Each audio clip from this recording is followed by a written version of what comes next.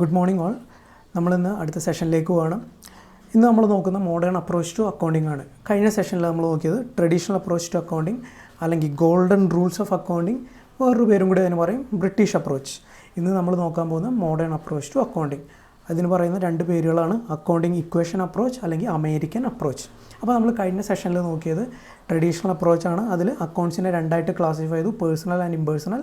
ഇമ്പേഴ്സണലിനെ നമ്മൾ വീണ്ടും രണ്ടായിട്ട് ക്ലാസിഫൈ ചെയ്തു, നോമിനൽ ആൻഡ് റിയൽ. അത് കഴിഞ്ഞ് നമ്മൾ ഓരോ റൂളും അസൈൻ ചെയ്തു ഓരോ അക്കൗണ്ടിന്, അല്ലേ. പേഴ്സണൽ അക്കൗണ്ടിനാണെങ്കിൽ പേഴ്സണൽ അക്കൗണ്ട്സിനാണെങ്കിൽ debit the receiver, credit the giver. റിയലിനാണെങ്കിൽ debit what comes in, credit what goes out. Nominal accounts ആണെങ്കിൽ debit all expenses and losses, credit all incomes and gains എന്ന് പറഞ്ഞ് അസൈൻ ചെയ്തു, അല്ലേ. ഇന്ന് മോഡേൺ അപ്രോച്ച് അല്ലെങ്കിൽ അമേരിക്കൻ അപ്രോച്ചിൽ നമ്മൾ അങ്ങനെയല്ല ക്ലാസിഫൈ ചെയ്യുന്നത്. നമ്മൾ ഓരോ അക്കൗണ്ട്സിൻ്റെ ബേസിസിലല്ല, ആ അക്കൗണ്ട് എന്താണെന്ന് ആദ്യം നോക്കും. അതായത് നമ്മൾ അക്കൗണ്ടിങ് ഇക്വേഷൻ പഠിച്ചായിരുന്നു ഒരു സെഷനിൽ, അല്ലേ. അതായത് asset is equal to liabilities plus capital, അല്ലേ. അപ്പോൾ അസറ്റിൻ്റെ സം ടോട്ടൽ, അസറ്റ് എന്ന് പറഞ്ഞു കഴിഞ്ഞാൽ ലയബിലിറ്റീസിൻ്റെയും ക്യാപിറ്റലിൻ്റെയും സം ടോട്ടലായിരിക്കും. അപ്പോൾ ഈ ക്യാപിറ്റൽ എന്ന് പറഞ്ഞു കഴിഞ്ഞാൽ ഓണേഴ്സിന് ബിസിനസ് തിരിച്ചു നൽകാനുള്ള അല്ലെങ്കിൽ ബിസിനസ്സിന് ഓണേഴ്സിനോടുള്ള ബാധ്യതയാണ് ക്യാപിറ്റൽ എന്ന് പറയുക. അതേസമയം ലയബിലിറ്റീസ് അല്ലെങ്കിൽ വെറുതെ ബാധ്യത എന്ന് പറഞ്ഞു കഴിഞ്ഞാൽ ഔട്ട്സൈഡേഴ്സിനോടുള്ള ബാധ്യതയാണ്. അപ്പോൾ ലയബിലിറ്റീസിൻ്റെയും ക്യാപിറ്റലിൻ്റെയും സം ടോട്ടലായിരിക്കും എന്ത്, അസറ്റ്. ഇനി നമ്മൾക്ക് ഈ ക്യാപിറ്റലിനെ നമ്മൾക്ക് വേണമെങ്കിൽ ഒന്നും കൂടി ഇലാബറേറ്റ് ചെയ്യാം, അല്ലെങ്കിൽ ഈ അക്കൗണ്ടിങ് ഇക്വേഷനെ ഒന്ന് ഇലാബറേറ്റ് ചെയ്യാം. അതായത് ക്യാപിറ്റൽ എന്ന് പറഞ്ഞു കഴിഞ്ഞാൽ ഓണർ ബിസിനസ്സിൽ ഇൻവെസ്റ്റ് ചെയ്യുന്ന എമൗണ്ടാണ്, അല്ലേ. കൂടാതെ ഓണർ വെറുതെ ഇൻവെസ്റ്റ് ചെയ്യില്ലല്ലോ, എന്തെങ്കിലും ഒരു ലാഭം പ്രതീക്ഷിച്ചിട്ടായിരിക്കും. അപ്പോൾ ലാഭം എന്ന് പറഞ്ഞു കഴിഞ്ഞാൽ ബിസിനസ് നടത്തി കൂടുതൽ വരുമാനം കിട്ടുകയാണെന്നുണ്ടെങ്കിൽ, ചിലവായതിനേക്കാൾ കൂടുതൽ വരുമാനം കിട്ടുകയാണെങ്കിൽ അതാണ് ലാഭം എന്ന് പറയാം. അപ്പോൾ ബിസിനസ്സിന് ഓണറിനോടുള്ള ബാധ്യത എന്ന് പറയുന്നത് ക്യാപിറ്റൽ മാത്രമല്ല പ്രോഫിറ്റും കൂടി ഉണ്ട്, അല്ലേ. അപ്പോൾ ഈ അക്കൗണ്ടിങ് ഇക്വേഷൻ ഒന്ന് ഇലാബറേറ്റ് ചെയ്ത് കഴിഞ്ഞാൽ assets is equal to liabilities plus capital plus revenues minus expenses. Revenues minus expenses എന്ന് പറയാൻ കാരണം വരവ് മൈനസ് ചിലവ്, അതാണല്ലോ പ്രോഫിറ്റ്. അതായത് വരവ് ചിലവിനേക്കാൾ കൂടുതലാവുമ്പോഴാണ് നമ്മൾക്ക് ലാഭം എന്ന് പറയുക. അപ്പോൾ ക്യാപിറ്റൽ അല്ലെങ്കിൽ ഓണറിനോടുള്ള ഒരു ബിസിനസ്സിൻ്റെ അല്ലെങ്കിൽ ഒരു ഓർഗനൈസേഷൻ്റെ ബാധ്യത എന്ന് പറഞ്ഞു കഴിഞ്ഞാൽ ക്യാപിറ്റൽ മാത്രമല്ല, കൂടാതെ പ്രോഫിറ്റും ഉണ്ട്, അതായത് റവന്യൂ മൈനസ് എക്സ്പെൻസസ്.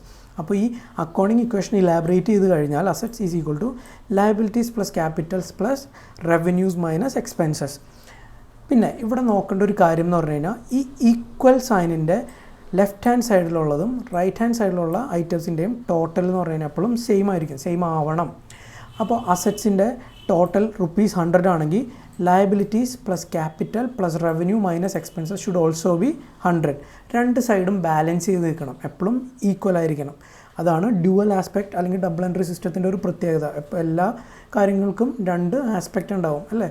അപ്പോൾ എപ്പോഴും ഒരു ട്രാൻസാക്ഷൻ വരികയാണെങ്കിൽ, ഒരു 100 രൂപയുടെ ട്രാൻസാക്ഷൻ വരികയാണെങ്കിൽ ഒരു ഡെബിറ്റ് ഒരു 100 രൂപ ഉണ്ടാവും, ഒരു ക്രെഡിറ്റ് ഒരു 100 രൂപ ഉണ്ടാവും. അതായത് ലെഫ്റ്റ് ഹാൻഡ് സൈഡിൽ ഒരു 100 രൂപ ഉണ്ടാവും, റൈറ്റ് ഹാൻഡ് സൈഡിൽ ഒരു 100 രൂപ ഉണ്ടാവും. അതായത് രണ്ടും എപ്പോഴും ബാലൻസ്ഡ് ആയിരിക്കും, ഒരെണ്ണം താഴ്ന്നോ പൊങ്ങിയോ നിൽക്കില്ല. ഓക്കെ, അതാണ് അക്കൗണ്ടിങ് ഇക്വേഷൻ അപ്രോച്ചിൻ്റെ പ്രത്യേകത. അപ്പോൾ മോഡേൺ അപ്രോച്ചിനെ പറയുന്ന വേറൊരു പേരാണ് അക്കൗണ്ടിങ് ഇക്വേഷൻ അപ്രോച്ച്, അല്ലാന്നുണ്ടെങ്കിൽ അമേരിക്കൻ അപ്രോച്ച്. ഓക്കെ, അപ്പോൾ നമ്മളിത് അക്കൗണ്ടിങ് ഇക്വേഷൻ്റെ ബേസിസിലാണ് നമ്മൾ ചെയ്യുന്നത്. നിങ്ങൾക്ക് ട്രഡീഷണൽ അപ്രോച്ച് ചെയ്ത് കഴിഞ്ഞാലും, അതായത് കഴിഞ്ഞ സെഷനിൽ പഠിച്ച ട്രഡീഷണൽ അപ്രോച്ച് ഉപയോഗിച്ച് അക്കൗണ്ടിങ് ചെയ്ത് കഴിഞ്ഞാലും, ഈ മോഡേൺ അപ്രോച്ച് ഇന്ന് പഠിക്കാൻ വന്ന മോഡേൺ അപ്രോച്ച് ഉപയോഗിച്ച് ചെയ്ത് കഴിഞ്ഞാലും അക്കൗണ്ടിങ്ങിൻ്റെയൊക്കെ എന്താ പറയുക, റൂൾസൊക്കെ സെയിം തന്നെയാണ്. അതായത് ഏത് ഐറ്റത്തിനെ ഡെബിറ്റ് ചെയ്യണം, ഏത് ഐറ്റത്തിനെ ക്രെഡിറ്റ് ചെയ്യണം എന്ന് അറിയാനാണ് ഈ അപ്രോച്ചുകൾ. അതായത് ഇപ്പോൾ ഒരു ഐറ്റം ക്യാഷ് തന്നിട്ടുണ്ടെങ്കിൽ അതിന് ഡെബിറ്റ് ചെയ്യണോ ക്രെഡിറ്റ് ചെയ്യണോ എന്ന് അറിയാൻ വേണ്ടിയാണ് ഈ മോഡേൺ അപ്രോച്ചും ട്രഡീഷണൽ അപ്രോച്ചും. അപ്പോൾ നിങ്ങൾക്ക് ഇന്നത്തെ ഈ മോഡേൺ അപ്രോച്ചും കൂടി പഠിച്ചു കഴിയുമ്പോൾ നിങ്ങൾക്ക് ഇതാണ് എളുപ്പമായിട്ട് തോന്നുന്നതെന്നുണ്ടെങ്കിൽ നിങ്ങൾക്ക് ഇത് അപ്ലൈ ചെയ്ത് നിങ്ങൾക്ക് അക്കൗണ്ട് ചെയ്യാം. ഇനി ഗോൾഡൻ റൂൾസ് അല്ലെങ്കിൽ ട്രഡീഷണൽ അപ്രോച്ചാണ് നിങ്ങൾക്ക് എളുപ്പം തോന്നുന്നതെന്നുണ്ടെങ്കിൽ അത് യൂസ് ചെയ്യാം. ഇനി ഇത് രണ്ടുമല്ലാതെ നിങ്ങൾക്ക് ഞാൻ ആദ്യം പറഞ്ഞ ഗെറ്റ് ആൻഡ് ഗീവ്, അതിൻ്റെ ആ ഒരു കൺസെപ്റ്റ് വെച്ചാണ് നിങ്ങൾക്ക് എളുപ്പത്തിൽ മനസ്സിലാവുന്നതെന്നുണ്ടെങ്കിൽ അത് വെച്ച് ചെയ്യാം. അതൊരു സയൻറ്റിഫിക് മെത്തേഡല്ല, ഇതാണ് സയൻറ്റിഫിക് മെത്തേഡ്, മോഡേൺ അപ്രോച്ചും ട്രഡീഷണൽ അപ്രോച്ചും. പക്ഷേ നിങ്ങൾക്ക് ഇത് രണ്ടും എക്സാമിനൊക്കെ ഇരിക്കുമ്പോൾ ഓർമ്മ വരുന്നില്ല, കിട്ടുന്നില്ല എന്നുണ്ടെങ്കിൽ നിങ്ങൾ ഗീവ് ആൻഡ് ഗെറ്റ് വെച്ച് ചെയ്യാം. ഓക്കെ, നമ്മൾക്ക് അടുത്തൊരു ഇല്ലസ്ട്രേഷൻ നോക്കാം. ഇല്ലസ്ട്രേഷന് മുന്നേ റൂൾസ് നോക്കാം. റൂൾസിൽ ഇവിടെ ഞാൻ പറഞ്ഞു അക്കൗണ്ടിങ് ഇക്വേഷൻ ബേസിസിലാണ്. അക്കൗണ്ടിങ് ഇക്വേഷൻ ബേസ് എന്ന് പറയുമ്പോൾ 5 ക്ലാസിഫൈ ചെയ്തേക്കുന്നത്. 1 അസറ്റ്, 2 ലയബിലിറ്റീസ്, 3 ക്യാപിറ്റൽ, 4 റവന്യൂ, പിന്നെ എക്സ്പെൻസസ്. ഇവിടെ ക്യാഷ് അക്കൗണ്ട് അല്ലെങ്കിൽ ബിൽഡിംഗ് അക്കൗണ്ട് അങ്ങനെയല്ല നമ്മൾ, അല്ലെങ്കിൽ personal account, real account, nominal account എന്ന് പറഞ്ഞല്ല, നമ്മൾ ഓരോ അക്കൗണ്ടിൻ്റെയും ക്ലാസിഫിക്കേഷൻ അസറ്റാണോ ലയബിലിറ്റി ആണോ ക്യാപിറ്റലാണോ റവന്യൂ ആണോ എക്സ്പെൻസ് ആണോ എന്ന് ഐഡൻറ്റിഫൈ ചെയ്തിട്ടാണ് നമ്മളതിനെ ഡെബിറ്റ് ചെയ്യണോ ക്രെഡിറ്റ് ചെയ്യേണ്ടതെന്ന് തീരുമാനിക്കുന്നത്. ഓക്കെ, അപ്പോൾ അസറ്റ് അക്കൗണ്ട്സിൻ്റെ കാര്യത്തിൽ ഇൻക്രീസ് ഉണ്ടെങ്കിൽ ഡെബിറ്റ് ചെയ്യുക, debit the increase and credit the decrease. ഒരു ഇല്ലസ്ട്രേഷൻ പറഞ്ഞു കഴിഞ്ഞാൽ ക്യാഷ് എന്ന് പറഞ്ഞു കഴിഞ്ഞാൽ ഒരു ബിസിനസ്സിനെ സംബന്ധിച്ച് അസറ്റാണ് അല്ലേ. അപ്പോൾ ബിസിനസ്സിലേക്ക് ക്യാഷ് വരികയാണെങ്കിൽ നമ്മൾ എന്ത് ചെയ്യണം, ഡെബിറ്റ് ചെയ്യണം. അതായത് ബിസിനസ്സിൻ്റെ പോയിൻ്റ് ഓഫ് വ്യൂ നിന്നാണ് നമ്മൾ അക്കൗണ്ട് ചെയ്യുന്നത്. അപ്പോൾ ബിസിനസ്സിനെ സംബന്ധിച്ച് ക്യാഷ് കിട്ടിക്കഴിഞ്ഞാൽ ക്യാഷ് ഇൻക്രീസ് ചെയ്തു അല്ലേ. അപ്പോൾ ഇൻക്രീസ് ചെയ്ത് അതിനെ ഡെബിറ്റ് ചെയ്യുക. ഇനി പേയ്മെൻറ്റ് നടത്തി, സാലറി പേയ്മെൻറ്റ് നടത്തി, ക്യാഷ് പോയി അല്ലേ. അപ്പോൾ ബിസിനസ്സിനെ സംബന്ധിച്ച് ക്യാഷ് കുറഞ്ഞു. അപ്പോൾ കുറയുകയാണെങ്കിൽ ആ അസറ്റിനെ ക്രെഡിറ്റ് ചെയ്യുക. അപ്പോൾ ഒരു അസറ്റ് കൂടിക്കഴിഞ്ഞാൽ അതിനെ ഡെബിറ്റ് ചെയ്യുക, കുറഞ്ഞു കഴിഞ്ഞാൽ ക്രെഡിറ്റ് ചെയ്യുക. അപ്പോൾ അസറ്റ് അക്കൗണ്ടിൻ്റെ പ്രിൻസിപ്പൾ എന്ന് പറഞ്ഞു കഴിഞ്ഞാൽ debit the increase credit the decrease.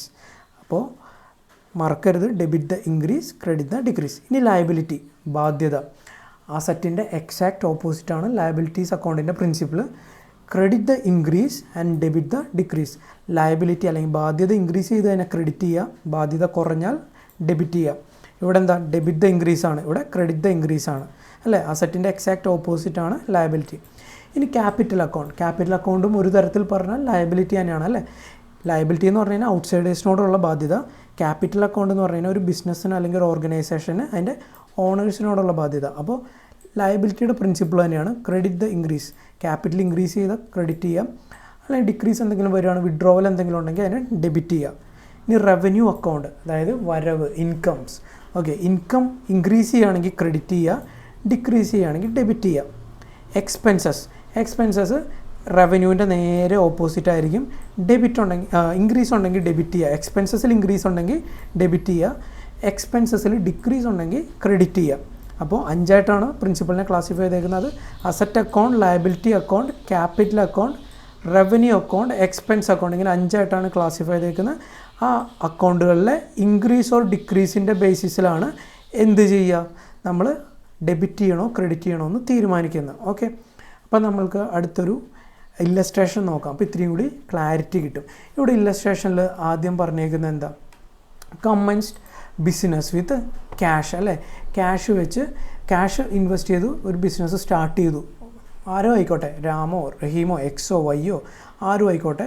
കമ്മൻസ് business with cash ₹1 lakh. അതായത് ഇവിടെ അക്കൗണ്ട്സ് 2 ഇവിടത്തെയും ട്രഡീഷണൽ അപ്രോച്ചിലെ എല്ലാ അപ്രോച്ചിലും നമ്മൾ ഐഡൻറ്റിഫൈ ചെയ്യേണ്ട കാര്യം സെയിം തന്നെയാണ്. ഏത് അക്കൗണ്ടാണ് ഇൻവോൾവ് ആയിട്ടുള്ളത്. ഇവിടെ 2 അക്കൗണ്ട് എന്ന് പറഞ്ഞു കഴിഞ്ഞാൽ ഒന്ന് ക്യാഷ് അക്കൗണ്ട്. നമ്മൾ കഴിഞ്ഞ തവണയും ട്രഡീഷണൽ അപ്രോച്ച് പഠിച്ചപ്പോഴും നമ്മൾ ആദ്യത്തെ പ്രൊസീജിയർ എന്ന് പറഞ്ഞു കഴിഞ്ഞാൽ ഏതൊക്കെ അക്കൗണ്ട്സ്, ഒരു ട്രാൻസാക്ഷനിൽ ഏതൊക്കെ അക്കൗണ്ട്സ് ഇൻവോൾവ് ആയതാണ് അല്ലേ.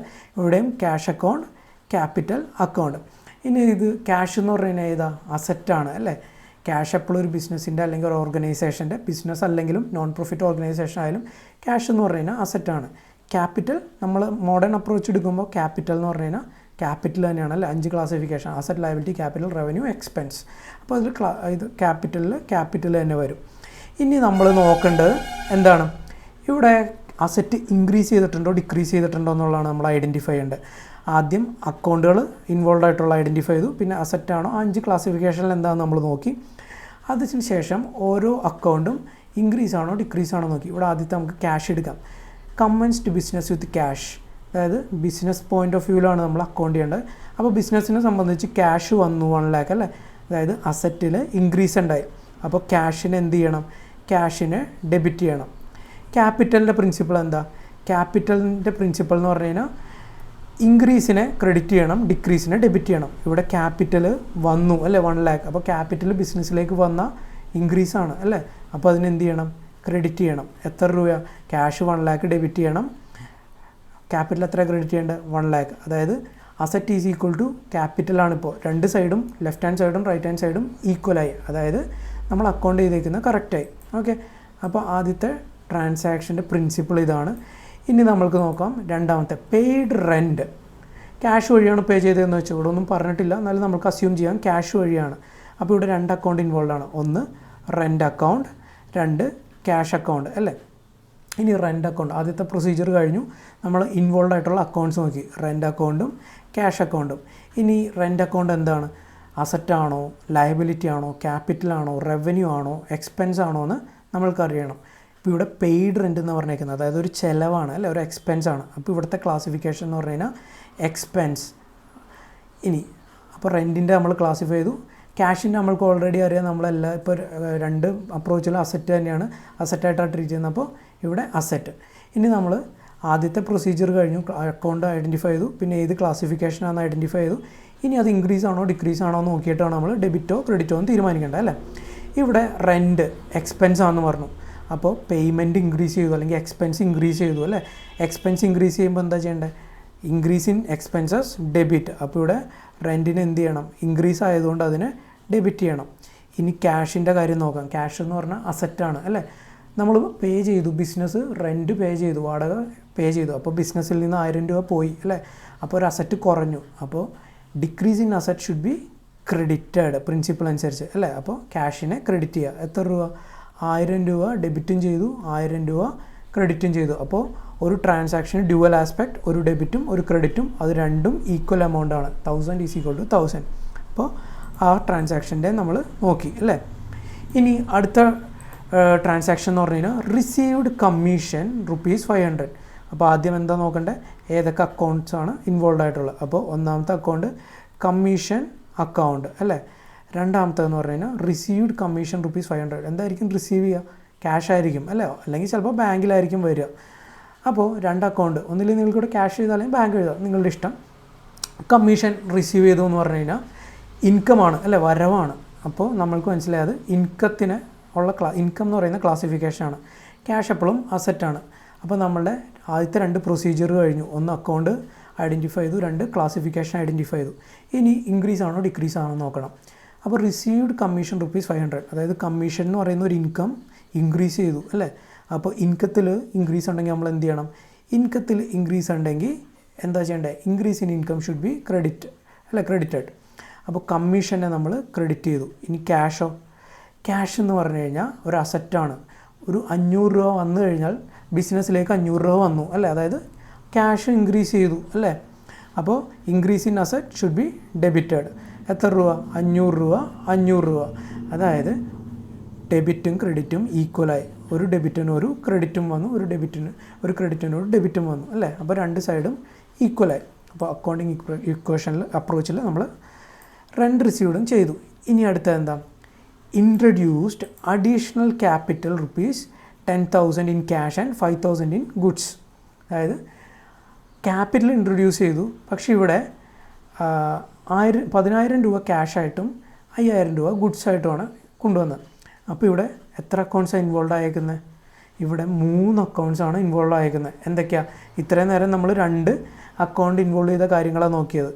3 എണ്ണം വരുമ്പോൾ എങ്ങനെ ടാലി ആവും? നമുക്ക് 2 എണ്ണം ഉണ്ടെങ്കിലല്ലേ ഒരു ഡെബിറ്റും ഒരു ക്രെഡിറ്റും വരുള്ളൂ അല്ലേ. അപ്പോൾ 2 ഡെബിറ്റും ഒരു ക്രെഡിറ്റും അങ്ങനെ വന്നു കഴിഞ്ഞാൽ ടാലി ആവില്ല എന്നല്ല, എമൗണ്ടാണ് നമ്മൾക്ക് ഈക്വൽ ആവേണ്ടത്. ഇപ്പോൾ നമ്മൾക്ക് നോക്കാം ഈ എക്സാമ്പിളിൽ എന്തൊക്കെ അക്കൗണ്ട്സാണ് ഇൻവോൾവ് ആയിട്ടുള്ളത്. ഒന്നാമത്തെ ക്യാപിറ്റൽ അക്കൗണ്ട് അല്ലേ, ക്യാപിറ്റൽ അക്കൗണ്ട് ഇൻവോൾവ് ആണ്. പിന്നെ രണ്ടാമത്തെ അക്കൗണ്ട് ഇൻവോൾവ് ആയിരിക്കുന്ന ക്യാഷ് അക്കൗണ്ടാണ് അല്ലേ. പിന്നെ ഗുഡ്സ് ആയിട്ടാണ് കൊണ്ടുവന്നത് അല്ലേ. എന്തെങ്കിലും റോ മെറ്റീരിയൽ എന്തെങ്കിലും ആയിരിക്കാം, എന്തെങ്കിലും ആവട്ടെ. ഇപ്പോൾ സ്റ്റേഷനറി കടയാണെങ്കിൽ പെന്നാണ് കൊണ്ടുവന്നതെന്ന് വിചാരിക്കാം, വിൽക്കാനുള്ള ഗുഡ്സ്. ഓക്കെ. അപ്പോൾ ക്യാപിറ്റൽ അക്കൗണ്ട് എന്തക്കൗണ്ടാണ്? നമ്മുടെ ക്ലാസിഫിക്കേഷനിൽ ക്യാപിറ്റൽ അക്കൗണ്ട് ക്യാപിറ്റൽ തന്നെ വരും അല്ലേ. ഇനി ക്യാഷ് അക്കൗണ്ട് നമ്മൾ അസറ്റായിട്ട് തന്നെ ട്രീറ്റ് ചെയ്യാം അല്ലേ. ഗുഡ്സും എന്താ? അസറ്റ് തന്നെ അല്ലേ. അപ്പോൾ വിൽക്കാനുള്ള സാധനമാണ്, അത് ഒരു ഇൻകം ഏൺ ചെയ്യാനുള്ള, ബിസിനസ്സിന് ഇൻകം ഏൺ ചെയ്യാനുള്ള ഒരു വസ്തുവാണ്. അപ്പോൾ അതിനെ നമ്മൾ അസറ്റ് എന്ന് പറയുന്ന ഒരു ക്ലാസിഫിക്കേഷനിലാണ്. അപ്പോൾ ഇവിടെ ഒരു ക്യാപിറ്റൽ എന്ന് പറയുന്ന ക്ലാസിഫിക്കേഷൻ, 2 അസറ്റ് എന്ന് പറയുന്ന ക്ലാസിഫിക്കേഷൻ. അപ്പോൾ നമ്മുടെ ആദ്യത്തെ 2 സ്റ്റെപ്പ് കഴിഞ്ഞു. ആദ്യത്തെ സ്റ്റെപ്പ് എന്ന് പറഞ്ഞു കഴിഞ്ഞാൽ നമ്മൾ എന്തൊക്കെ അക്കൗണ്ട്സ് ഇൻവോൾവ് ആണെന്ന് ഐഡൻറ്റിഫൈ ചെയ്തു. പിന്നീട് അത് ഏത് ക്ലാസിഫിക്കേഷനിൽ വരുന്ന ഐഡൻറ്റിഫൈ ചെയ്തു. ഇനി ഇതിൻ്റെ ബേസിസിൽ നമ്മൾ അതിനെ ഡെബിറ്റ് ചെയ്യണോ ക്രെഡിറ്റ് ചെയ്യണോ എന്ന് നോക്കാം. ആദ്യം ക്യാപിറ്റൽ അക്കൗണ്ട് അല്ലേ. ക്യാപിറ്റൽ അക്കൗണ്ട് ഇവിടെ എന്താ?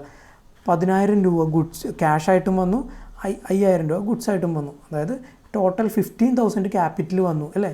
ക്യാപിറ്റൽ വരുമ്പോൾ increase in capital should be credited. അപ്പോൾ ഇവിടെ ക്യാപിറ്റൽ ക്രെഡിറ്റ് ചെയ്യണം. എത്രയാണ്? 15,000 റുപ്പീസ് ക്രെഡിറ്റ് ചെയ്യണം. ഇനി ഇതിൻ്റെ നമ്മൾ നോക്കി. ഇനി അടുത്ത് എന്താ നോക്കേണ്ടത്? ക്യാഷ് അക്കൗണ്ട് ഡെബിറ്റ് ചെയ്യണോ ക്രെഡിറ്റ് ചെയ്യണോ എന്ന് നോക്കാം.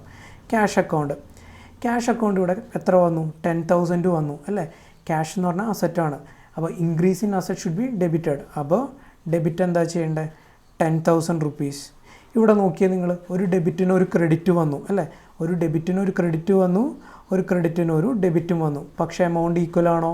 ഇല്ല. ഒരെണ്ണം 15,000 ആണ്, ഒരെണ്ണം 10,000 ആണ്. 5,000ൻ്റെ ഡിഫറൻസ് ഉണ്ട്. അതായത് അക്കൗണ്ടിങ് ഇക്വേഷൻ ടാലി ആയിട്ടില്ല. നമ്മൾക്ക് രണ്ട് സൈഡും ഈക്വൽ സൈനിൻ്റെ ലെഫ്റ്റ് സൈഡും റൈറ്റ് സൈഡും ടാലി ആവണം അല്ലേ.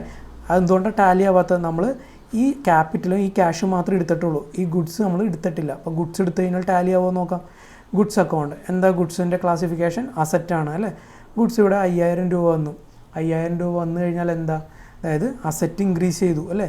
അസറ്റ് ഇൻക്രീസ് ചെയ്യുമ്പോൾ ഡെബിറ്റ് ചെയ്യും. അപ്പോൾ ഡെബിറ്റ് എത്രയാണ്? 5,000. ഇനി നോക്കിയേ, ഇവിടെ 15,000, ഒരു ക്രെഡിറ്റ് 15,000 വന്നു, രണ്ട് ഡെബിറ്റ് 10,000 പ്ലസ് 5,000 15,000. ഇപ്പോൾ രണ്ട് സൈഡ് ഈക്വൽ ആയില്ലേ. ക്രെഡിറ്റ് 15,000 വന്നു, ഡെബിറ്റ് 15,000 വന്നു. അപ്പോൾ രണ്ട് സൈഡും ടാലിയായി, അക്കൗണ്ടിങ് ഇക്വേഷൻ മാച്ചായി അല്ലേ. അങ്ങനെയാണ് നിങ്ങൾ അക്കൗണ്ടിങ് ഇക്വേഷനിൽ രണ്ട് ഐറ്റം അല്ലെങ്കിൽ 3 അക്കൗണ്ട്സ് ഇൻവോൾവ് ആയിട്ടുണ്ടെങ്കിൽ ചെയ്യുന്നത് എങ്ങനെയാണെന്ന് നോക്കുക. ഓക്കെ. ഇനി അഞ്ചാമത്തെ പർച്ചേസ്ഡ് ഗുഡ്സ് 20,000 ഫ്രം ബി. ഇവിടെ ഇൻവോൾവ് ആയിട്ടുള്ള രണ്ട് അക്കൗണ്ട് എന്ന് പറഞ്ഞു കഴിഞ്ഞാൽ, ഒന്ന് ഗുഡ്സ് പർച്ചേസ് ചെയ്തു. അപ്പോൾ എന്തൊക്കെയാണ് വരിക? രണ്ട് അക്കൗണ്ട്. ആദ്യത്തെ അക്കൗണ്ട് എന്ന് പറഞ്ഞു കഴിഞ്ഞാൽ പർച്ചേസസ് അക്കൗണ്ട് അല്ലേ, പർച്ചേസസ് അക്കൗണ്ട്. രണ്ടാമത്തെ എന്ന് പറഞ്ഞു കഴിഞ്ഞാൽ ബി ഒരു പേഴ്സണാണ്. ഇവിടെ ക്യാഷ് കൊടുത്തു എന്ന് പറഞ്ഞിട്ടില്ല.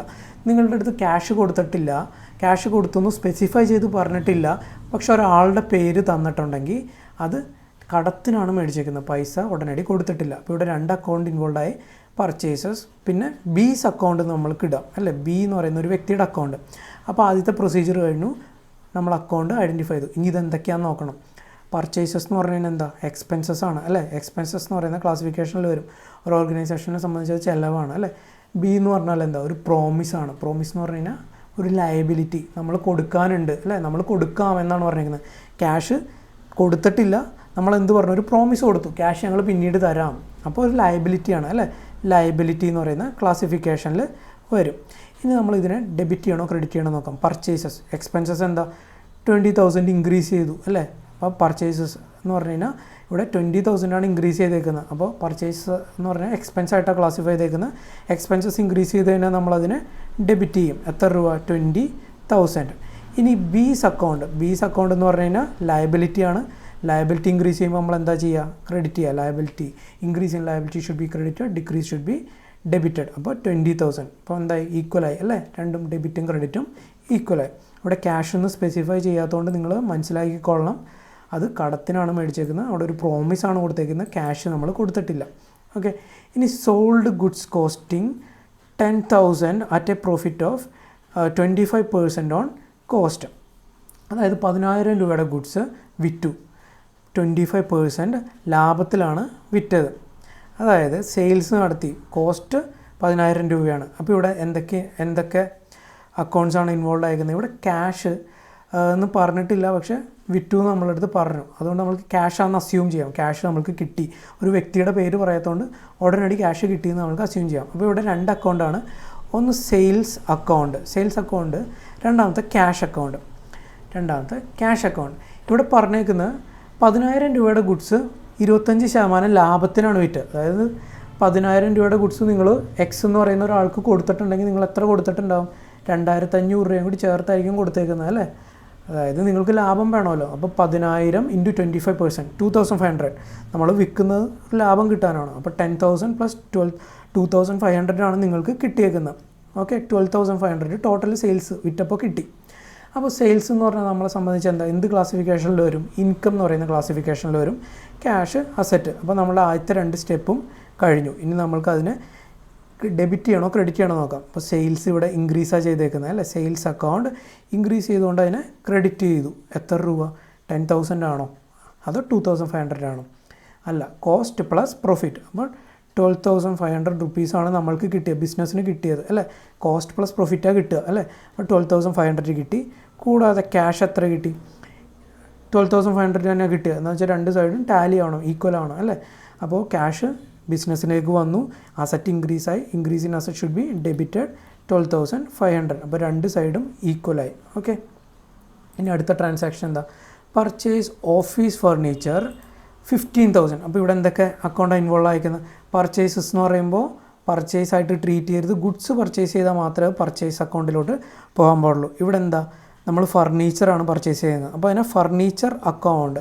ഫർണിച്ചർ എന്ന് പറഞ്ഞു കഴിഞ്ഞാൽ നമ്മുടെ ഓഫീസിൽ ഇരിക്കാനോ പിടിക്കാനോ ഒക്കെ ഉള്ള ആവശ്യത്തിനാണ്, നമ്മുടെ ഓഫീസ് ആവശ്യത്തിനാണ് മേടിച്ചേക്കുന്നത്, അല്ലെങ്കിൽ വിൽക്കാൻ വേണ്ടിയല്ല മേടിച്ചേക്കുന്നത്. ഓക്കെ, അപ്പോൾ ഫർണിച്ചർ അക്കൗണ്ടും പിന്നെ ക്യാഷ് അക്കൗണ്ടുമാണ് ഇൻവോൾവ് ആയിരിക്കുന്നത്. Furniture account and cash account. Furniture എന്ന് പറഞ്ഞാൽ എന്താ, അസറ്റാണ്. ക്യാഷ് എന്ന് പറഞ്ഞാൽ എന്താ, അതും അസറ്റാണ്. അപ്പോൾ നമ്മൾ ആദ്യത്തെ 2 പ്രൊസീജിയർ കഴിഞ്ഞു. ഐഡൻറ്റിഫൈ ചെയ്തു, അക്കൗണ്ട് ഐഡൻറ്റിഫൈ ചെയ്തു, ക്ലാസിഫിക്കേഷൻ ഐഡൻറ്റിഫൈ ചെയ്തു. ഇനി നമ്മൾ ഡെബിറ്റ് ചെയ്യണോ ക്രെഡിറ്റ് ചെയ്യണോ എന്ന് തീരുമാനിക്കണം. അപ്പോൾ ഫർണിച്ചർ മേടിച്ചു. അപ്പോൾ ബിസിനസ്സിനെ സംബന്ധിച്ചൊരു ബെഞ്ചോ ഡെസ്കോ ബിസിനസ്സിലേക്ക് വന്നു, അതായത് അസറ്റ് ഇൻക്രീസ് ചെയ്തു. അപ്പോൾ അതിന് എന്ത് ചെയ്യണം, increase in asset should be debited. Okay, cash നമ്മൾ പേ ചെയ്തു അല്ലേ, ഫർണിച്ചർ മേടിക്കാൻ, ഒരു ചെയർ മേടിക്കാൻ നമ്മൾ പൈസ കൊടുത്തു, അതായത് ബിസിനസ്സിൽ നിന്ന് പൈസ പോയി. അപ്പോൾ ക്യാഷിൻ്റെ കാര്യത്തിൽ അസറ്റ് ഡിക്രീസ് ചെയ്തു. അപ്പോൾ decrease in asset should be credited അല്ലേ. എത്ര രൂപ, 15,000 അല്ലേ. 15,000 ഫർണിച്ചർ മേടിച്ചു. അപ്പോൾ ഡെബിറ്റ് ചെയ്യേണ്ടാവും 15,000, ക്രെഡിറ്റ് ചെയ്യേണ്ടാവും 15,000. ക്യാഷ് പോയതുകൊണ്ട് അസറ്റ് കുറഞ്ഞു, അപ്പോൾ അതിനെ നമ്മൾ ക്രെഡിറ്റ് ചെയ്തു. ഫർണിച്ചർ ബിസിനസ്സിലേക്ക് വന്നുകൊണ്ട് അസറ്റ് ഇൻക്രീസ് ചെയ്തു, അതിന് നമ്മൾ ഡെബിറ്റ് ചെയ്തു. ഇനി paid salary in advance. Salary മുൻകൂറായിട്ട് കൊടുത്തു. അപ്പോൾ നമുക്ക് സാലറി കൊടുത്തു എന്ന് കരുതിയാൽ മതി. സാലറി ഇൻ അഡ്വാൻസിൽ ഇത്തിരി കൂടി പ്രശ്നമുണ്ട്, നിങ്ങൾ സാലറി കൊടുത്തു എന്ന് ഇവിടെ ട്രീറ്റ് ചെയ്താൽ മതി. അപ്പോൾ സാലറി അക്കൗണ്ട്, 2 അക്കൗണ്ട് ഇൻവോൾവ് ആയിരിക്കുന്ന salary account and cash account. Okay, അപ്പോൾ സാലറി എന്ന് പറഞ്ഞു കഴിഞ്ഞാൽ എക്സ്പെൻസാണ് അല്ലേ, ക്യാഷ് എന്ന് പറഞ്ഞു കഴിഞ്ഞാൽ അസറ്റാണ്. അപ്പോൾ ആദ്യത്തെ 2 പ്രൊസീജിയർ കഴിഞ്ഞു. ഇനി എക്സ്പെൻസ് ഇൻക്രീസ് ചെയ്തു, സാലറി കൊടുത്തു അല്ലേ. എക്സ്പെൻസ് ഇൻക്രീസ് ചെയ്യുമ്പോൾ ഡെബിറ്റ് ചെയ്യണം. ക്യാഷ് അസറ്റ് ഡിക്രീസ് ചെയ്തു പേയ്മെൻറ്റ് നടത്തിയപ്പോൾ അല്ലേ. അപ്പോൾ അസറ്റിൽ ഡിക്രീസ് വരുമ്പോൾ അതിനെ ക്രെഡിറ്റ് ചെയ്യണം. എത്ര രൂപ, 1000 rupees അല്ലേ. അപ്പോൾ 2 സൈഡും ഈക്വലായി. ഇതാണ് അക്കൗണ്ടിങ് അപ്രോച്ച് അനുസരിച്ച് എന്ത് ചെയ്യുക, നമ്മൾ ഡെബിറ്റ് ചെയ്യണോ ക്രെഡിറ്റ് ചെയ്യണോ എന്ന് തീരുമാനിക്കുക. ഓക്കെ, നമ്മൾ ട്രഡീഷണൽ അപ്രോച്ച് പോലെയല്ല. ഇവിടെ ആദ്യം നമ്മൾ അക്കൗണ്ട്സ് എന്തൊക്കെ ഇൻവോൾവ് ആയെന്ന് ഐഡൻറ്റിഫൈ ചെയ്യുക. അത് ബാക്കിയുള്ള 5 ക്ലാസിഫിക്കേഷനിൽ ഏതാണെന്ന് ഐഡൻറ്റിഫൈ ചെയ്യുക. അപ്പോൾ അത് ഇൻക്രീസ് ആണെങ്കിൽ ഡെബിറ്റ് ചെയ്യണോ ക്രെഡിറ്റ് ചെയ്യണോ എന്ന പ്രിൻസിപ്പിൾ നോക്കി നിങ്ങൾ തീരുമാനിക്കുക. ഓക്കെ, ഇനി ഒരു ഇല്ലസ്ട്രേഷൻ കൂടി നമ്മൾക്ക് നോക്കാം. ഇവിടെ following are the transactions entered into by R after he started his business. Show how various accounts will be affected by this transaction. R started business with ₹5,000. അപ്പോൾ ക്യാഷ് ആണോ bank ആണോ എന്ന് പറഞ്ഞിട്ടില്ല, നമുക്ക് ബാങ്കായിട്ട് ട്രീറ്റ് ചെയ്യാം അല്ലെങ്കിൽ cash ആയിട്ട് വേണമെങ്കിൽ ട്രീറ്റ് ചെയ്യാം, നിങ്ങളുടെ ഇഷ്ടം. ഓക്കെ, അപ്പോൾ 5,000 ബിസിനസ്സിൽ ഇൻവെസ്റ്റ് ചെയ്തു.